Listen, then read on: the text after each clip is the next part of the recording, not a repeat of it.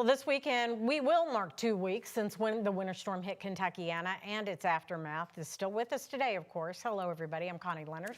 And I'm Doug Proffitt. Thank you for joining us. And today, the Kentucky governor announcing that more Kentuckians have died since the storm stopped, but then settled in with all this ice and cold still on the ground. Now, the map on your screen shows the location of the deaths being reported. Earlier today, Kentucky Governor Andy Beshear saying the number of deaths in Kentucky from the winter storm now at 22. Some of the most recent deaths include a 92-year-old man from Hart County, a 69-year-old woman from Madison County, and a 59-year-old man from nearby Louisville in Hardin County. And the governor also said a 77-year-old man from Grayson County died, a 79-year-old woman from Floyd County, that's in eastern Kentucky, and a 68-year-old man from Leslie County. Well, let's get the latest on more snow coming into Kentuckiana tomorrow. It was very cold today, and it is getting so much more difficult to walk anywhere in Kentucky. That's true. It really is. It's so icy around, you know, the driveways and the steps and sidewalks. Right. We'll get some more melting tomorrow, but it comes with another clipper system. So similar to what we saw on Tuesday, where we had melting in some portions of the area and then a wintry mix in others. Tomorrow, we do have a winter weather advisory in effect for our northeasternmost counties, where we could pick up an additional inch of snowfall. Today, a frigid day. Temperatures not making it out of the 20s. That warming trend that we're all keeping our eye on is still in play next week, with highs in the 40s and 50s. But this frozen Ohio River still a sight to see from our Bachman Auto Group U of L health camera. You'll notice temperatures today, as I mentioned, have not made it out of the 20s. So we are far from that freezing mark for another day. Mostly cloudy conditions. We did have some flurries around this morning while the sun was shining. Those clouds have rolled back in, and we could see additional flurries or even some light snow showers that could create a dusting through the evening hours. Bus stop forecast for tomorrow morning. Some of us will be tracking a wintry mix with temperatures in the 20s. Impacts will be minimized by the afternoon as those highs climb into the upper 30s. But we'll talk much more about the timing of the mix tomorrow and who could see some snow. That's coming up in our extended forecast. Mallory, thank you very much. A vocational program that has prepared thousands of Kentuckians to get a job in the tech industry is now shutting down. Code Louisville is ending its tech training, citing an unstable economy, saturation of qualified employees, and artificial intelligence. WHAS11's Alexandra Goldberg and photojournalist Jessica Farley have a closer look at the factors that contributed to the end of this decades-old program. Personally, I'm gutted. Program Director Brian Lerman says it's becoming untenable for Code Louisville to keep up with the unstable tech market, so local coding teachers will have to shut their computers. At our core, we are a workforce program. We are here for jobs, and the tech industry has been going through some rather seismic changes in the last few years. Code Louisville, a Kentuckiana Works job training program funded by Metro government, will teach their last class in August. He estimates 5,000 people have graduated from the program. We're really seeing the tech sector and tech workers being hit disproportionately hard. Lerman, in Kentuckiana Works Labor Market Intelligence Director Sarah Erisman, says right now it's just too tough to get entry-level jobs. We have been telling our society to learn to code for more than 10 years now, and people did. So now there's tons of people all looking for the same jobs. Lerman also cites economic challenges, layoffs across companies big and small. And then a lot of companies are trying to bet on artificial intelligence and see if that can decrease their headcount. Artificial intelligence, the emerging tech playing a role, but Erisman says it's not completely pervasive. At the national level, it's still between 10 and 15% of firms that are reporting using artificial intelligence, so it's not really as widespread as you might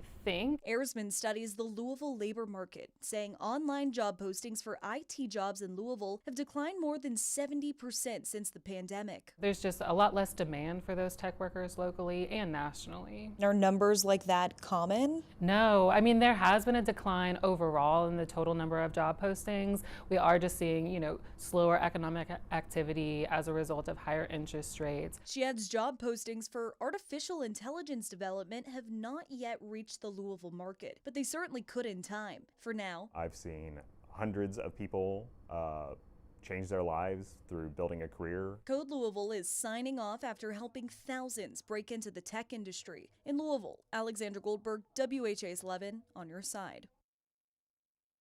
Well, their advice is to be flexible in the industries you work in as a tech worker and keep your soft skills going, like communication.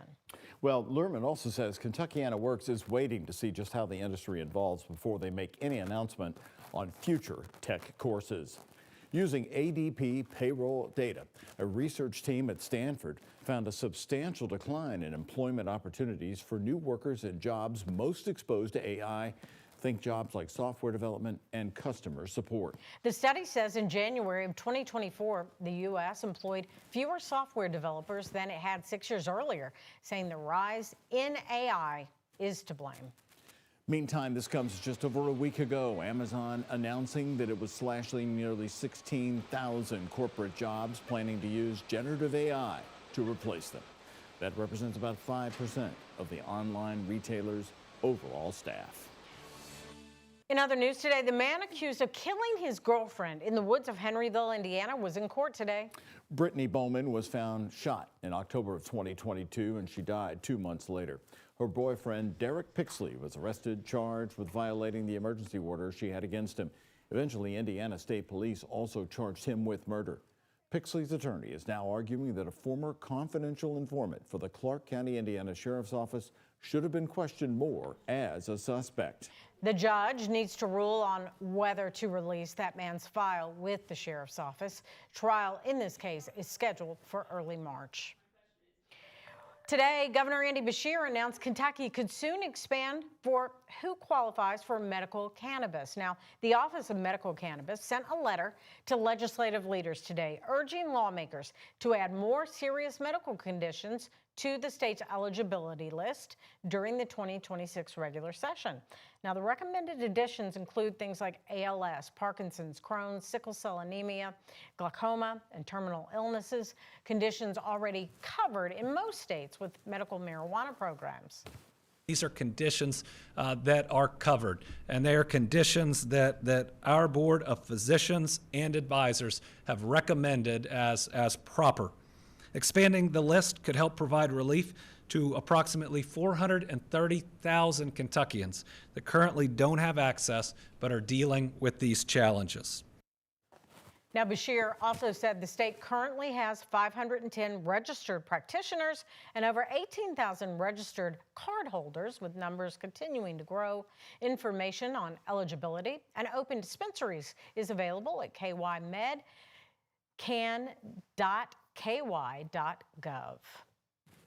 More local news here for you at 5. Today, the Muhammad Ali International Airport right here in Louisville looked back at 2025, and that certainly includes the fatal UPS plane crash on November 4th. Airport leadership today saying crews like the ones you see behind me are still repairing the site, trying to get things back to relatively normal on that location. Executive Director of the airport, Dan Mann, said at one point they had 50 different departments working in tandem during the day of the crash. His airport fire department was the first on the scene, but they had prepared for this just 2 weeks before.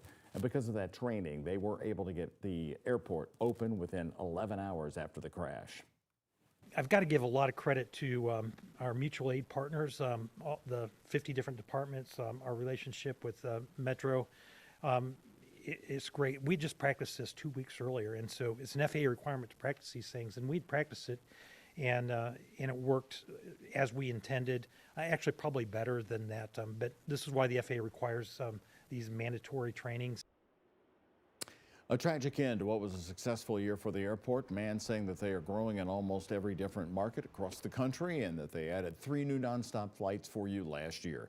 In 2025, 4.5 million passengers flew from the Muhammad Ali International Airport. I can't describe how much it has helped me this semester. I haven't had to work that much, and I had my first exam last week, and it's the highest I've scored on exam 1 during my whole nursing career. Thank you. A new partnership between Humana and the Kentucky Community and Technical College System is helping combat the nursing shortage in the Commonwealth. And some JCTC nursing students are already seeing the benefits. Well, the Fortune 500 company is joining JCTC by setting up a dual fund to provide nursing students with scholarships and student support. JCTC says this partnership will help provide support for things like child care, transportation, or unexpected emergencies that come up. Although academic scholarships are crucial and so important, they alone are not enough to support our nurses of the future. So in order to continue their educational pathway, a support fund and being able to not have to worry about some of those emergencies is really crucial. And we're happy that our investment addresses both. Humana committed $125,000 into the dual fund, helping advance the development of a sustainable nursing workforce in Kentucky. Coming up, an update on the disappearance of the mother of Today Show host Savannah Guthrie. The FBI today saying it has arrested a person for making a fake ransom demand. And here's a look at today's Kentucky Lottery jackpots. Mega Millions, $346 million. Powerball, $102 million. The Kentucky Lottery, funding education for over 1 million Kentucky students.